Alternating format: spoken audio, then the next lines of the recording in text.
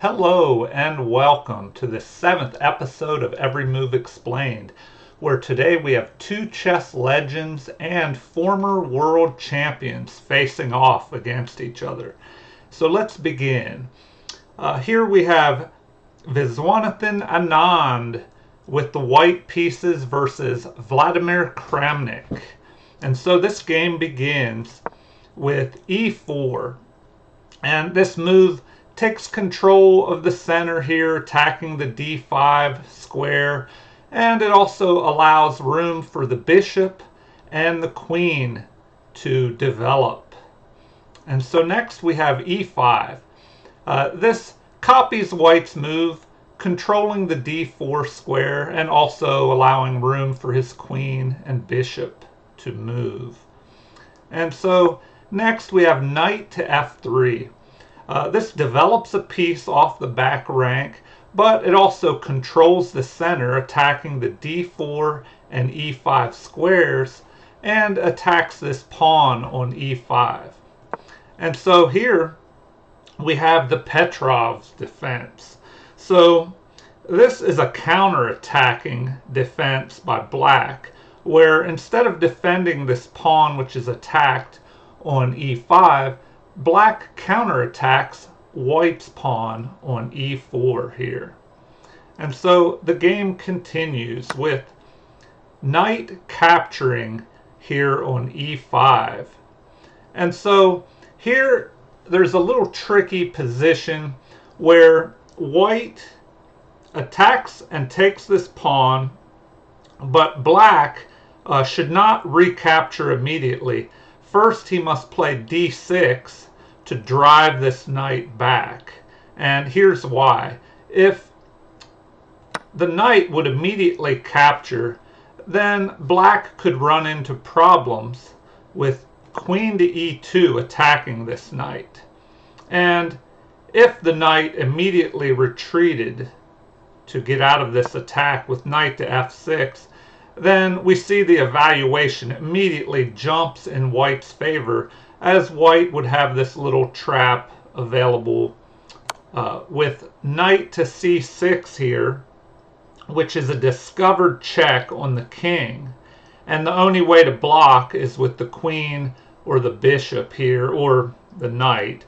But let's say the queen is blocking because the knight was also attacking this queen, and the queen will be lost anyway. And then the knight can just capture the queen, and white would be winning in this position. And so the other possibility after this knight retreat would be, instead of the knight retreating, and let me go back and I'll just run that position from the beginning here. So e4, e5, knight to f3, knight to f6, the Petrov's defense. And then after capture, black must chase the knight away with d6. And if he does not, and just fails to make this move, and just captures instead with knight takes e4, then here after queen to e2, this knight cannot retreat back. As we've seen, it will allow this discovered attack after the knight moves, a discovered check here on the king, and the knight can move here and attack the queen as well. So the only option would have been queen to e7 to block this discovered attack on the king. But even then, white will be ahead in this. After queen takes e4, d6, the knight is under attack but cannot move because then the queen will be captured. So d4 must be played. And then after capture, we have this capture, and white is just ahead a pawn. And if we look at the evaluation, white is still slightly ahead in this position, and he currently has the extra pawn. And so to avoid all of those issues and problems, if we go back, we'll see what should have been played, which of course was played correctly by these former world champions. E4, E5, knight to F3, knight to F6. So the pawns take control of the center, the knights attack the pawns, and after a capture by white, D6 is played to drive this knight back. So the knight retreats from this attack back to F3, and now black may capture this pawn in the center and keep the game even. And so next D4 is played. So this helps control the center, and it also allows room for this bishop on C1 to develop. And here, this pawn that was on D6 pushes forward to gain more space in the center, to keep the game more equal, but also to help defend this advanced knight here on E4. And so now we have a developing move by white. Bishop to D3 attacks this knight on E4. And if this knight would move later in the game, this D3 bishop has a good line down here to H7 to the king side. If black castles on the king side, this could help with an attack.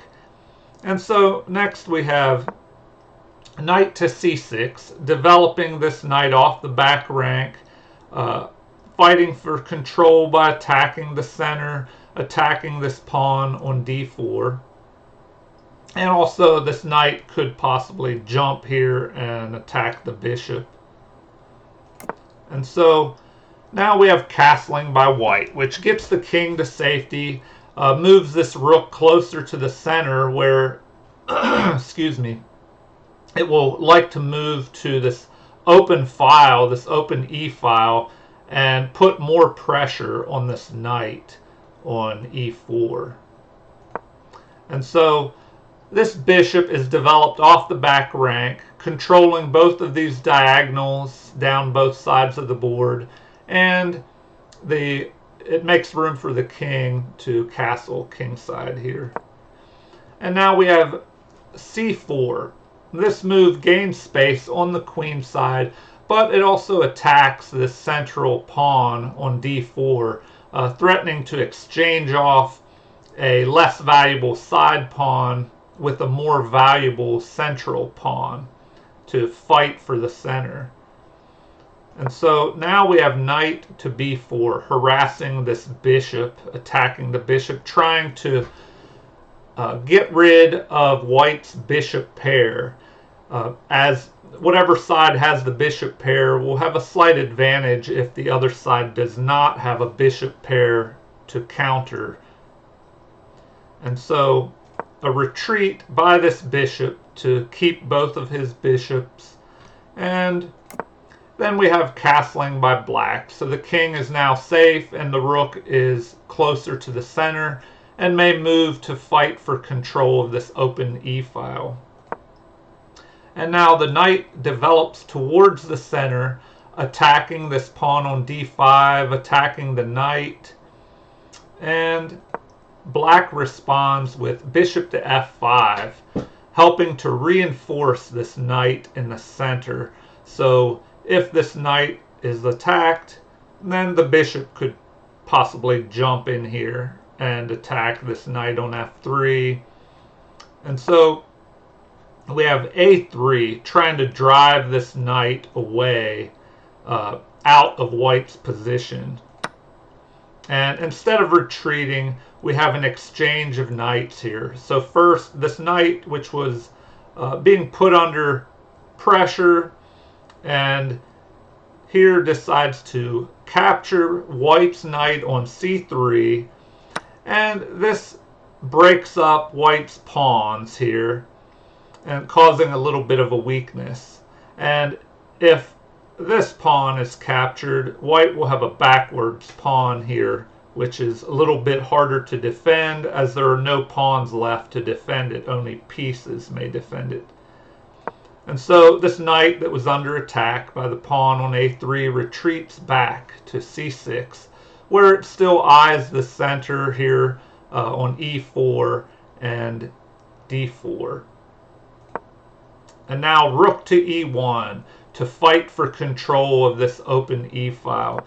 And black responds, fighting also for the e-file. And now we have a capture here. White gets rid of his doubled pawns, which can be a weakness, and captures this central pawn of black's. And so the queen recaptures, and also now the queen is controlling more of the central part of the board and has developed off the back rank. And so bishop to f4, also getting this bishop off the back rank, closer to the center where it controls this central square on e4. And now rook to c8 is played, as this bishop, when it moved to f4, it also attacked this pawn on c7, and so the rook moves to defend this c7 pawn.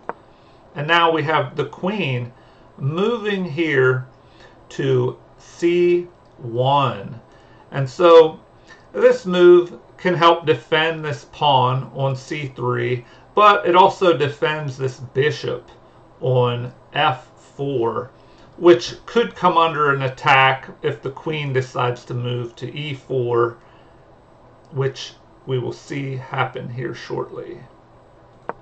So knight to a4. The knight moves to the side of the board, and from there it can swing over towards the center. And now we have c4. So this pawn is pushed forward to prevent the knight from jumping into the center here. And as now the bishop and the queen both cover this square. Before, when this pawn was on c3, it blocked the line of the queen to this c4 square. But now that the pawn is pushed forward, the queen and the bishop cover this pawn, and also more importantly, this pawn is attacking the queen and forcing this queen to move, and this will give white some extra time to maneuver his pieces.